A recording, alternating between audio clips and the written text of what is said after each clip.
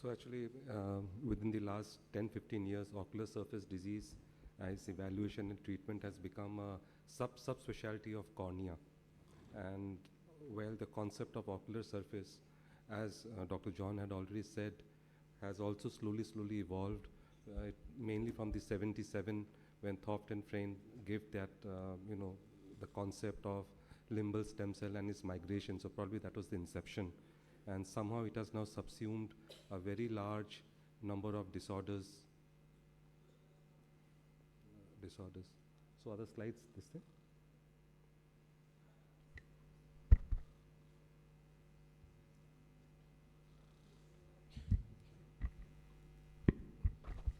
In the meanwhile, can any postgraduate here answer what is the principle behind specular reflection that we see on slit lamp? It's based on a physics principle.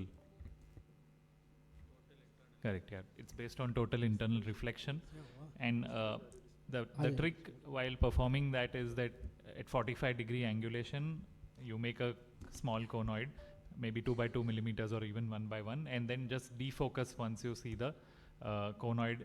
And once you see the defocus, you'll see a scatter of the endothelial cells. So when we were postgraduates, we used to do it on our colleague residents. If you don't have time when patients are around, you can always after work hours or before work hours do it on your colleagues so that you see a normal endothelium, as John was saying, and then move on to the pathologies. Especially Fuchs can be picked up very easily on specular reflection. I think the slides are on. So already Dr. John has told you about the ocular surface, and coming to the classification, there is no formal classification of ocular surface disease, but because the concept has been of the ocular surface is that it's a disease of the tear film, the epithelium of the eyelids. So the disorders are also related to this thing, so you have tear film disorders, of which dry eye is a major component. Then you have the ocular surface, the conjunctiva and the cornea. So disorders like dry eye, allergic eye diseases. So they form a complete.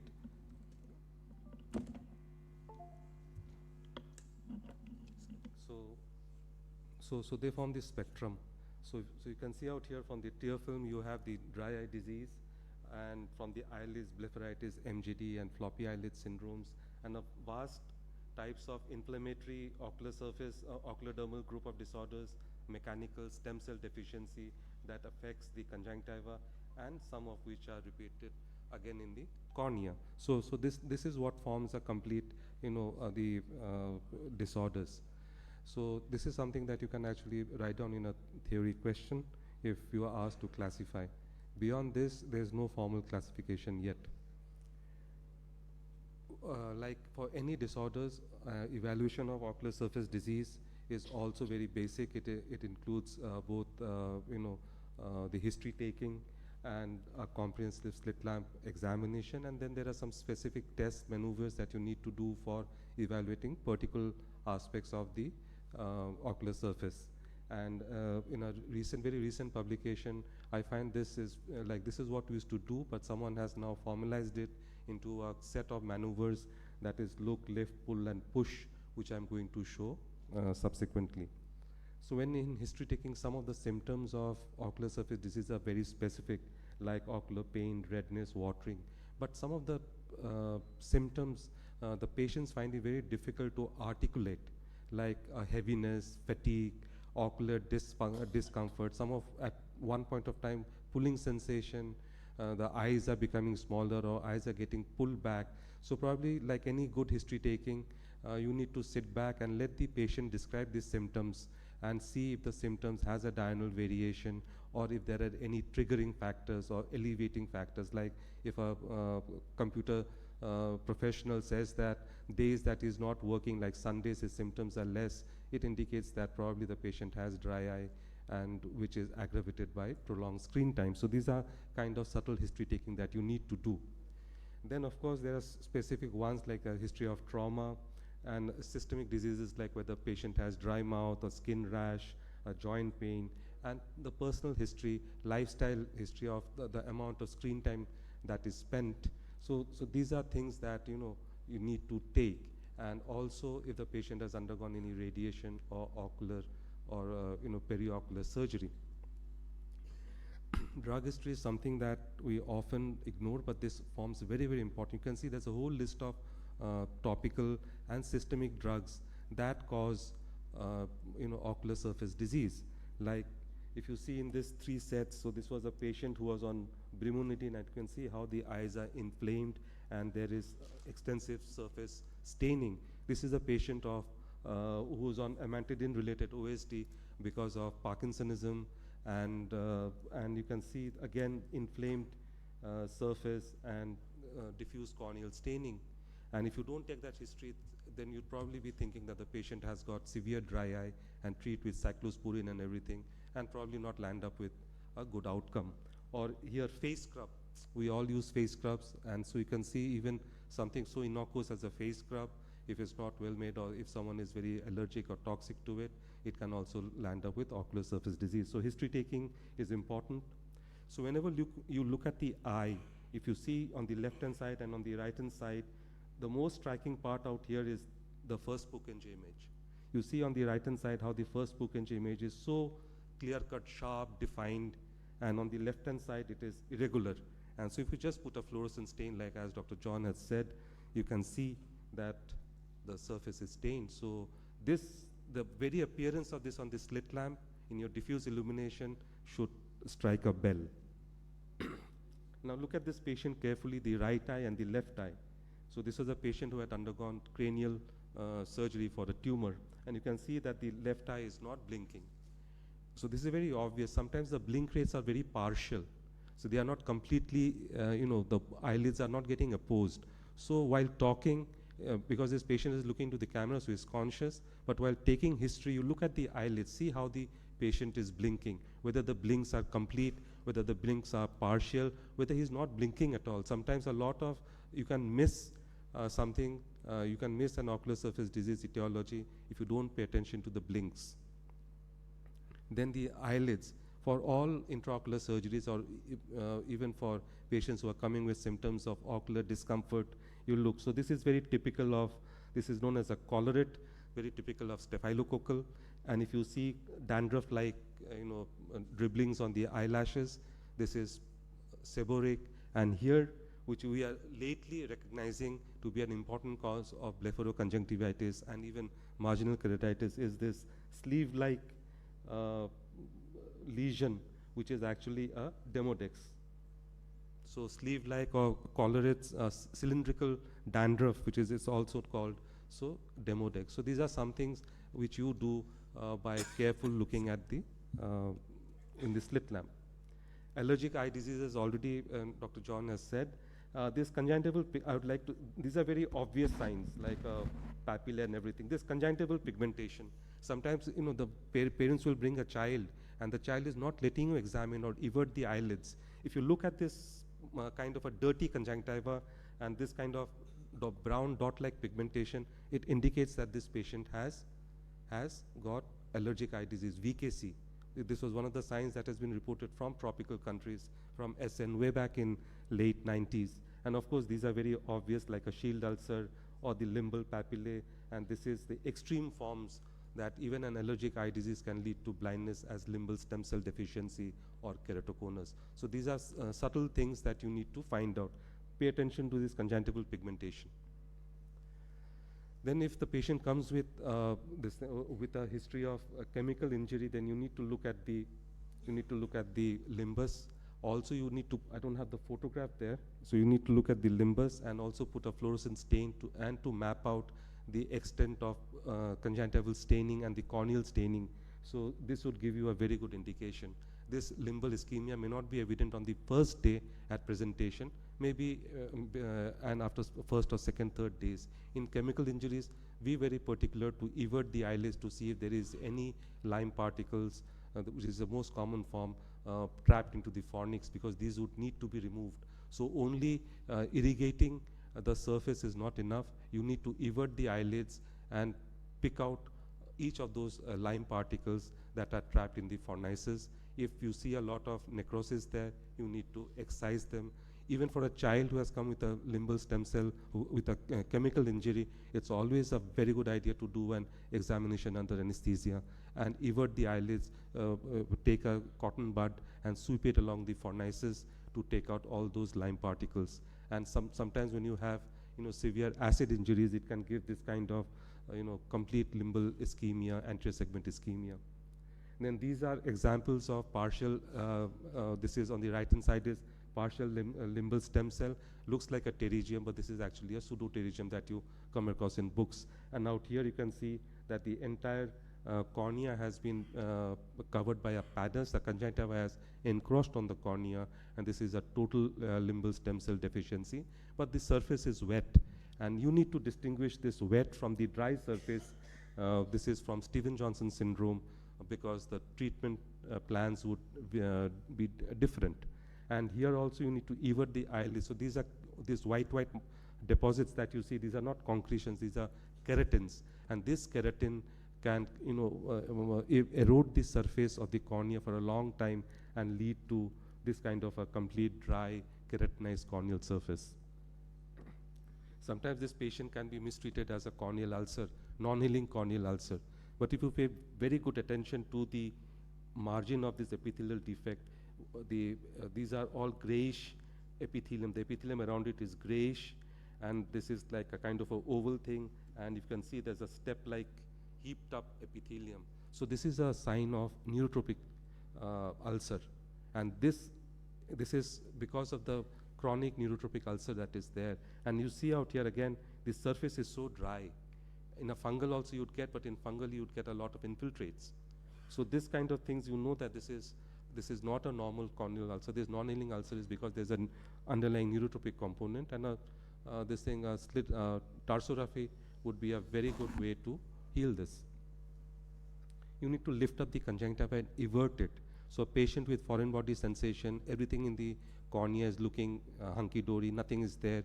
You evert it and you might find a lot of things. You might find this kind of concretions, and these concretions would cause those symptoms. Or like in this patient who had custom ocular prosthesis. Now, okay, it's an ophthalmic eye, patient is using a prosthesis, but patient is having complaints. So don't attribute it to the prosthesis. Evert the eyelid first, see if this what you call giant papillae are there, and then you know that probably the surface of the prosthesis is dry, it's not polished, and that is how you need to do it. So you need to evert the eyelids. So everting the eyelid is also a very basic step in your evaluation. And again, this also Dr. John had shown, if you see linear, line-like SPKs, or SPKs in very peculiar positions along the lid along the corneal limbus, like out here, I don't know if you can appreciate it, there are these lines out here, indicates that something is actually scratching the ocular surface. And what can be scratching the ocular surface? If you evert it, then you can see that there is a small halo, and inside the halo, there's a foreign body. So whatever lubricants you treat, nothing is going to this is not going to be taken care of till you remove this. And this can also happen inferiorly. So a foreign body may be embedded in the inferior part. So then you lift up the lower eyelid, and then you can see this is pseudomembranes. Many patients come to us with discomfort, and a very common thing is that, okay, you give a NSAID. They are not steroids, they are not antibiotics, and they are supposed to control pain. So give them NSAIDs, Nepafenec or something like that. And then there can be a toxic reaction, and you can get these pseudomembranes out there. If a patient with viral conjunctivitis with very swollen eyelids, very severely symptomatic, evert the eyelids, and then you can see that there is a pseudomembrane there. Or if there's no history of viral conjunctivitis, but patient still has a lot of symptoms, sticky discharge, you can have something which is known as ligneous conjunctivitis. This is not commonly seen, but again, this can only be diagnosed if you evert the eyelids. So again, the importance of everting the eyelids. Sometimes we all know that in a normal patient, the upper 2 millimeter till the upper 2 millimeter, the upper eyelids cover the ocular surface. So if there is a superior limbic keratoconjunctivitis, you're going to miss it until and unless you lift up the eyelid and see the superior bulbar conjunctiva that is congested. And if you stain it, then you'll find that the stain is limited to the superior part of the cornea. And that's where you have the diagnosis. And sometimes we forget this floppy eyelids because we don't diagnose it much more often. So this is, if it's not diagnosed much more often, it's not reported much more often. But this is a very important cause of ocular surface disease, dry, especially in the elderly. So you can see from these maneuvers that how floppy the eyelids are. You can just pull them, and if you evert it like this, you can see that the bulbar conjunctiva and the tarsus, they prolapse. If you see these two out here, so there's a prolapse of that. A floppy eyelid it can also give a lot of symptoms, especially in the elderly. If you pull the lower eyelids, here of course it is very, very obvious. You can see this sembliferon, but here, notice this is much more subtle. So here what you're getting is that the lower fornix has become very shallow. It has lost that cleft, and you can see this kind of, the conjunctiva is drawn upwards. And this will not be very evident unless you pull the lower eyelid below. And sometimes you need to push the upper eyelid, lower eyelid, to rule out conjunctivocallusis. So here, this is conjunctivocallusis, an extra fold, especially seen in the elderly. If it's seen in the young, nowadays it's also it is attributed with dry eye. So here, in this case, it is not very obvious. Here you can see the fold very, very prominently. And you can see how the lower tier meniscus is deranged because of those folds. It is not forming that lake out there. And so in this case, it's not so obvious. So if you push it slightly, then you can see that you can induce the conjunctiva to form folds, again in the elderly. So this patient would have chronic symptoms of discomfort. So evaluation of dry eye, Dr. John has already spoken about it. So I'm just going to go to this due-based diagnostic criteria. So if you have a suspected patient, you have to do two things. You have to elicit a positive symptom score, and that you do by using any of the symptom questionnaire that is there, and you use a TBUT or a fluorescent stain. If you have a TBUT of less than 10, or you have more than 5 dots of fluorescent on the cornea, and if your OSTI, if your symptom score, whichever questionnaire you are using is positive, then you have dry eye. And if it is not, if any of this is normal, then you don't have dry eye. So for dry eye, all these two criteria should be positive. If you don't have dry eye, but if you have symptom question as positive, but all the signs are negative, then these are preclinical dry eye, or these are patients with neuropathic pain. They'll need treatment. And if you have signs but no symptoms, TBUT is low but no symptoms, so these are predisposition to dry eye. Once you have diagnosed, you have differentiated from dry eye to non-dry eye, you need to do a Schirmer's or a tear meniscus site. Tear meniscus site is slightly difficult, so I still rely on the Schirmer's. And you see whether it's less than 10 millimeter. If it is less than 10 millimeter, it is aqueous tear deficient. And here you need to do some blood tests to find out whether it is Sjogren's or primary or secondary Sjogren's, or it is non-Sjogren's. And if it is more than 10 millimeter Schirmer's in 5 minutes without anesthesia, it is evaporative dry eye. You look at the meibomian glands. If you find that there are signs of MGD, then this evaporative dry eye is because of MGD. And if there's no MGD, then there will be other causes like screen time or some drugs or something like that. If you have tear deficiency, there will always be evaporative. Your TBUT will be less. So you will make a diagnosis of aqueous tear deficient. So already this staining has been done. So these are 4 lid margin signs. If they are present, then you can attribute this to MGD, like capping of meibomian glands, telangiectasia. I don't know if it's very visible out here. These are fine filigree-like blood vessels on the eyelid margins. You'll find many of us have this. So you go back, look into your colleague's eye, you may find a filigree vessels, or an anterior shift of the mucocutaneous junction, or an irregular lid margin. And you need to express. So you can see that this is clear, slightly cloudy. They are cloudy with particles, and this is like toothpaste-like. And if you have this kind of imaging system, then you can always do a meibography, but always you need to look at the meibum. Meibography is not a substitution for meibum expressibility or gland expressibility or the quality of meibum. And this is something lid viper epitheliopathy, which is just coming up recently as a cause of dry eye. Look at the face. You can see this Madarosis out here. And if you ask closely, then you'll get a history of Hansen's disease.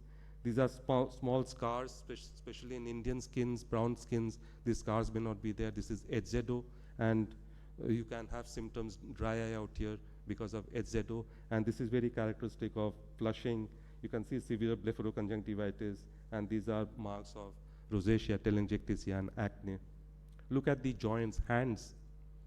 So this is secondary to rheumatoid arthritis, swan neck deformities that we have learned in our medical school, MBBS times, and this is in Sjogren's. So these deformities are correctable. You can straighten them out. So this is not because of rheumatoid arthritis, this is because of Sjogren's. So lastly, again, a comprehensive examination. And I don't know, in our anatomy dissection hall, there was a huge thing painted on the walls. What your mind doesn't know, your eyes don't see. This is exactly something like that. So you need to know that these are the things you need to pick out, and if you can't pick those things out, you won't be able to pick them out. So you go back to the second slide, look at all the diseases, read about them, and then try to incorporate them. Thank you. Thank you, sir, for an extremely comprehensive